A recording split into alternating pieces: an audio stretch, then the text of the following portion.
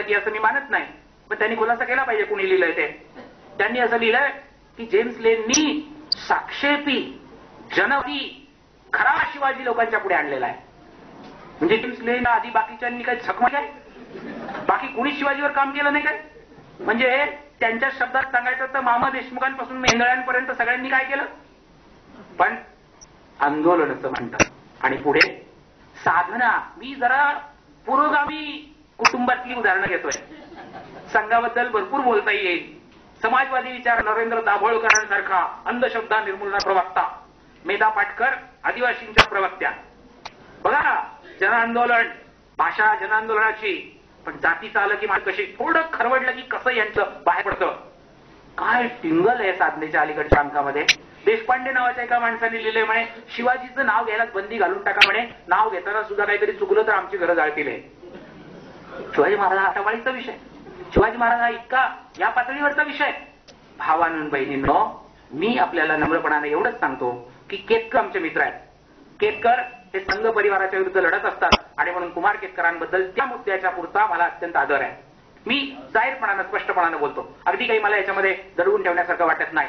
कुमार केतकरांच्या अनेक मतांशी मी अजिबात सहमत नाही. विशेषतः मंडल आयोग म्हणलं की ते जे थैथयाट करायला लागतात, जे झिंज्या ओढायला लागतात एकदम, ते मला अजिबात मान्य नाहीये. पण तरीही संघ परिवाराच्या बद्दल, भाजपच्या बद्दल त्यांची जी लढाई आहे, ते जे लिहितात ते अत्यंत कणखर लिहितात. एवढ्या पुरता आमचा त्यांना सहकार्य, पाठिंबा आणि जरूर त्यांच्या बरोबर आम्ही आहोत.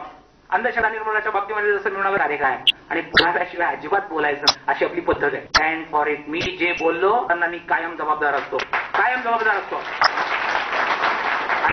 ते म्हणाले बघा की काही लोक बोलतात एक लिहितात एक. मी खुला म्हणून आपल्याला सांगतो, हो ब्राह्मणी वर्तमानपत्रात मी लेख लिहिलेले आहेत बद्दल, भाजपच्या बद्दल त्यांची जी लढाई आहे, ते जे लिहितात ते अत्यंत कणखर लिहितात. एवढ्या पुरता आमचा त्यांना सहकार्य, पाठिंबा आणि जरूर त्यांच्या बरोबर आम्ही आहोत. अंधश्रद्धा निर्मूलनाच्या बाबतीमध्ये जसं मिळवणारा कार्य काय आणि पुराव्याशिवाय अजिबात बोलायचं अशी आपली पद्धत आहे. Stand for it. मी जे बोललो त्यांना मी कायम जबाबदार असतो, कायम जबाबदार असतो. ते म्हणाले बघा की काही लोक बोलतात एक लिहितात एक. मी खुला म्हणून आपल्याला सांगतो, हो ब्राह्मणी वर्तमानपत्रात मी लेख लिहिलेले आहेत. पुरावा. भावांनो बहिणींनो, मी अत्यंत जबाबदारीनं बोलणारा कार्य काय आणि पुराव्याशिवाय अजिबात बोलायचं अशी आपली पद्धत आहे. Stand for it. मी जे बोललो त्यांना मी कायम जबाबदार असतो, कायम जबाबदार असतो.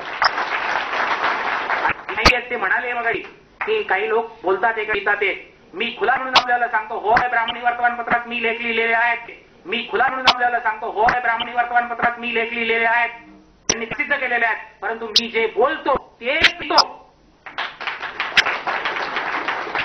तरी ते का प्रसिद्ध करतात याचा खुलासा त्यांना तुम्ही विचारा, त्याची माहिती त्यांच्याकडे घ्या. परंतु त्याला पाहिजे की सगळेच अशा पद्धतीने तुम्ही मोजून मागायला लागलात तर मध्ये शाहू महाराजांची जयंती साजरा असं मीच लिहिलं पहिल्यांदा महाराष्ट्रामध्ये. शाहूंची जयंती सार्वजनिकरित्या आणि ग्रामपंचायतीपासून मंत्रालय अशी मागणी आंबेडकरवादी, फुलेवादी हरी नरकेने केली, याचा मला अभिमानच आहे. शासनाने ती मान्य केली, रामकृष्ण मोऱ्यापासून सगळ्यांनी ती मान्य केली आणि जी आर काढले. मी वैयक्तिक कौतुक सांगण्यासाठी हे सांगत नाही मी की ज्या शाहू महाराजांनी महाराष्ट्रात प्राथमिक शिक्षण सक्तीचं आणि मोफत पहिल्यांदा केलं, ज्या शाहू महाराजांनी आपल्या जन्मदिवसाची, वाढदिवसाची भेट म्हणून 50% राखीव जागा ठेवल्या, त्या शाहू महाराजांची जयंती शाळांमध्ये साजरीच होत नव्हती जयंती. आणि 1 ऑगस्टला टिळकांची पुण्यतिथी असते. टिळकांनी प्राथमिक शिक्षणाच्या सक्तीला आणि सार्वत्रिकरणाला विरोध केला होता. म्हणजे ज्यांनी प्राथमिक शिक्षण सक्तीचं आणि सार्वत्रिक करायला विरोध केला त्यांची 1 ऑगस्टची पुण्यतिथी सगळ्या शाळांमध्ये, मी शेंग खाल्ल्या नाही, मी टर्फल उचलणार नाही, मी छडी घेणार नाही, मी फेस्टिवल ऑफ टर्फल्स म्हणतो याला. महाराष्ट्रातल्या प्रत्येक शाळेत उपोषण सर, 1 ऑगस्टला फेस्टिवल ऑफ टर्फल सगळीकडे. टिळक ज्यांनी प्राथमिक शिक्षणाला पुन्हा तेव्हा करायला विरोध केला आणि त्यांच्या विरोधात त्यांच्या मुलीने भाषण केलं असं केसरीतच छापून आलंय. मी सगळे पुरावे केसरीतलेच देणार मला वस्तुस्थितीचे जे आहेत ते.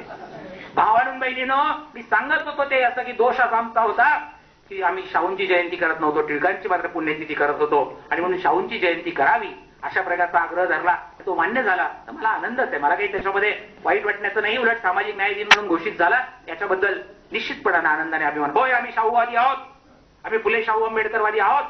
भावांनो बहिणीनो, ही भूमिका सांगत असताना वैयक्तिक कौतुकाचं म्हणून मी सांगत नव्हतो. मी म्हणालो असं की कुमार केतकर मनुस्मृतीचे थेट समर्थक आहेत असं कुणीही म्हणणार नाही. पण कुमार केतकरांनी कालच 7.5 लाख रुपयाचा चेक भांडारकर संस्थेला दिला असं लोकसत्तेत आज पहिल्या पानावर छापलेलं आहे.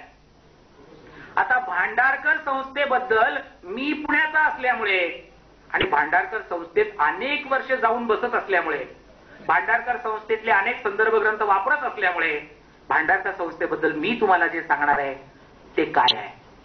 पुरावा क्रमांक 1, भांडारकर संस्थेच्या ज्या सरोजा भाटेंच्या हातामध्ये कुमार केतकरांनी चेक दिला त्या सरोजा भाटे या पुणे विद्यापीठाच्या संस्कृत विभागाच्या प्रमुख होत्या. त्या रिटायर झालेल्या तिथनं.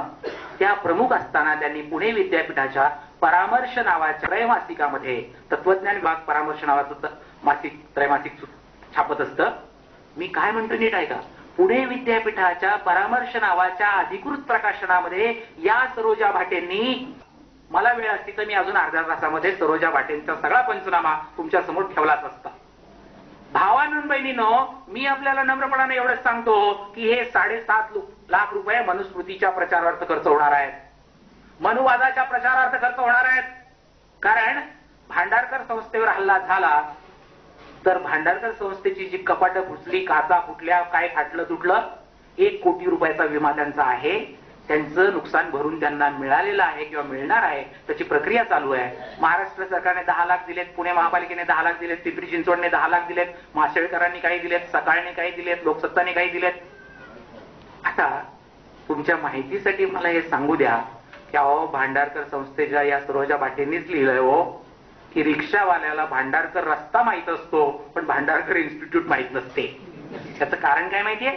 रिक्षावाल्याच्या जीवनात हे भांडारकर संस्थेचं योगदान आहे. आपण नीट समजून घ्या मी काय म्हणतोय ते. भांडारकर संस्थेमध्ये कोण विश्वस्त आहेत? अर्जुन वाडकर, लीला अर्जुन वाडकर. मी ओळखतो यांना, कारण माझ्या मैत्रिणीच्या मामी आहेत त्या. शाळेपासून मी त्यांच्या घरी जाणारा येणारा. राष्ट्रीय स्वयंसेवक संघाचा कट्टर समर्थक असलेला परिवार, कट्टर समर्थन करणारी मंडळी. कोण आहेत या संस्थेमध्ये? या संस्थेमध्ये असलेले वाल मंजुळ असतील, बहुलकर असतील, सरोजा भाटे असतील, अर्जुन वाडकर असतील, मोग धडपळे असतील. ही सगळी आरएसएसची माणसं आहेत आणि ही मनुस्मृतीची प्रचारक आहेत, मनुवादाची समर्थक आहेत. आणि त्यांना कुमार केतकर 7.5 लाख रुपये नेऊन देत आहेत. आपण नीट समजून घ्या.